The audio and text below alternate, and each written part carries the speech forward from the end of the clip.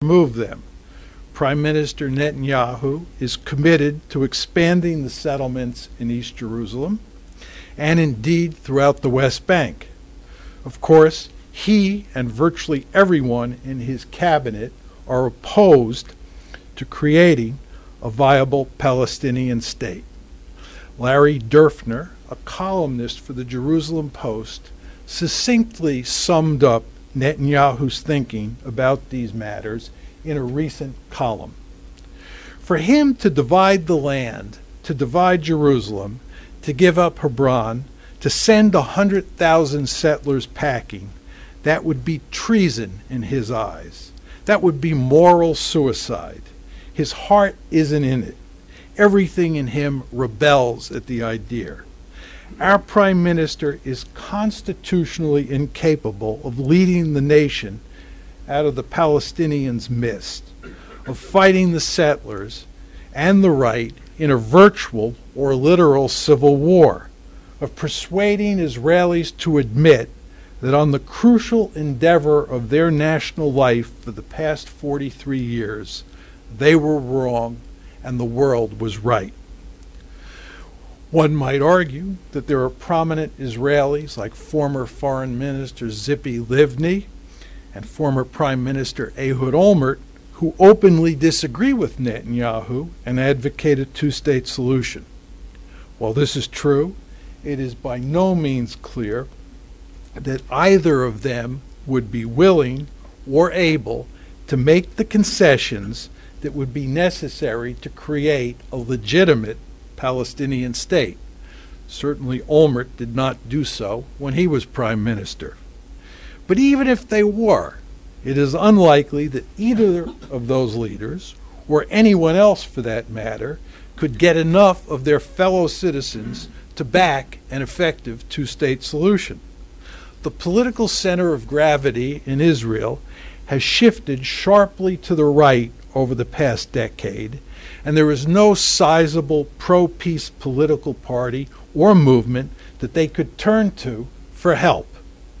Probably the best single indicator of how far to the right Israel has moved in recent years is the shocking fact that Avigdor Lieberman is employed as its foreign minister.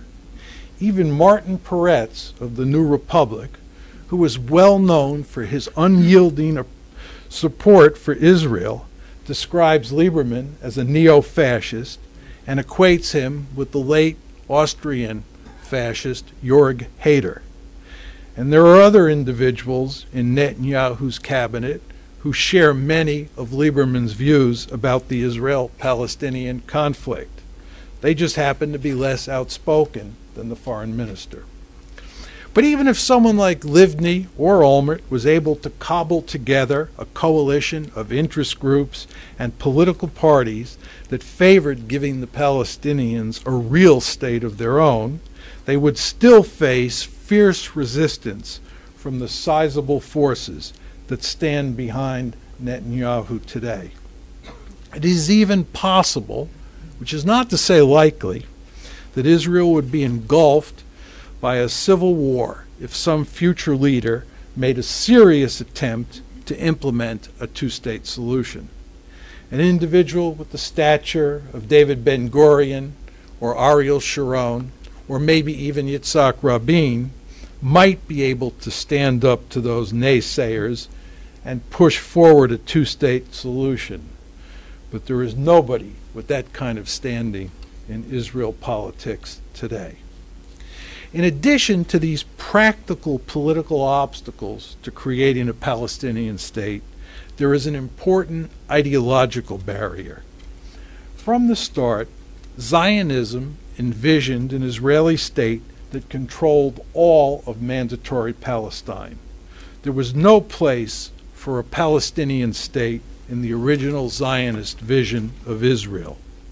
Even Yitzhak Rabin, who was determined to make the Oslo peace process work, never spoke about creating a Palestinian state.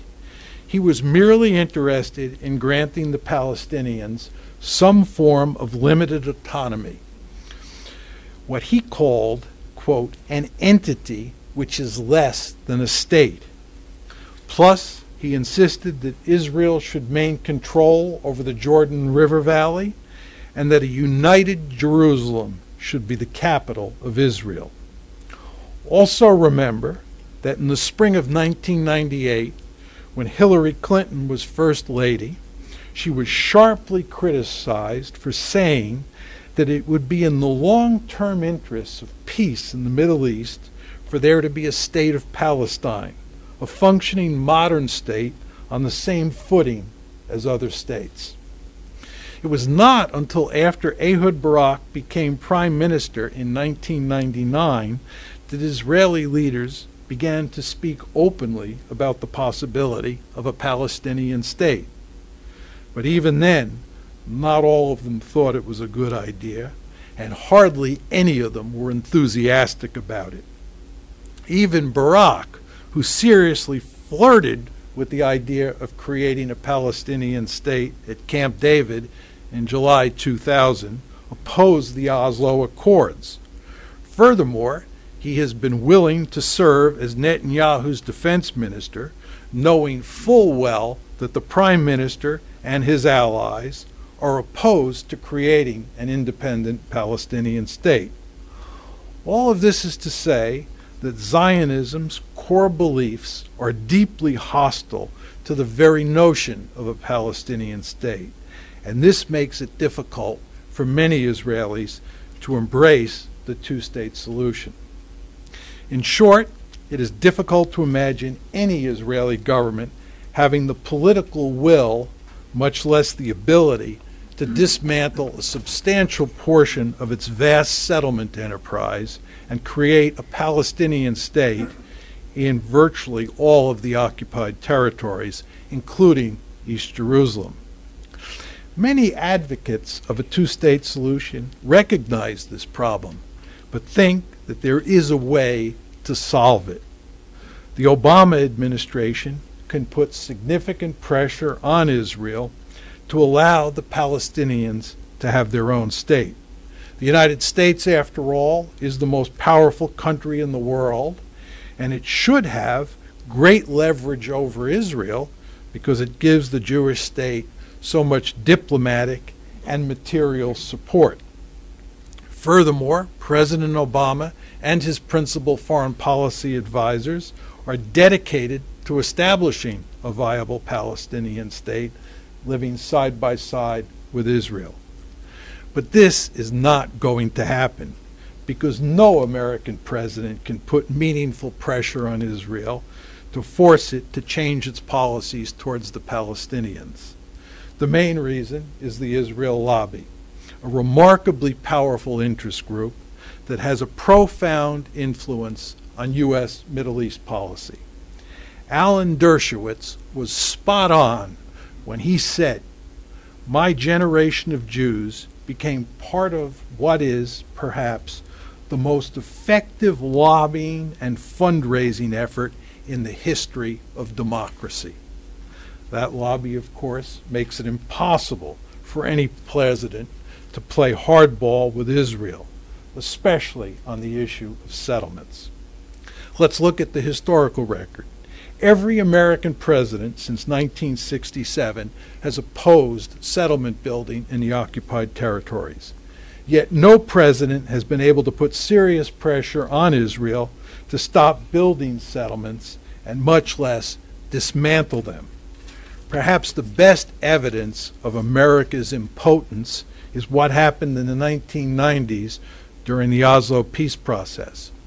Between 1993 and 2000, Israel confiscated 40,000 acres of Palestinian land, constructed 250 miles of connector and bypass roads, doubled the number of settlers, and built 30 new settlements. President Clinton did hardly anything to halt this expansion. Indeed, the United States continued to give Israel billions of dollars in foreign aid each year and to protect it at every turn on the diplomatic front. One might think that Obama is different from his predecessors, but there is little evidence to support that belief. Consider that during the 2008 presidential campaign, Obama responded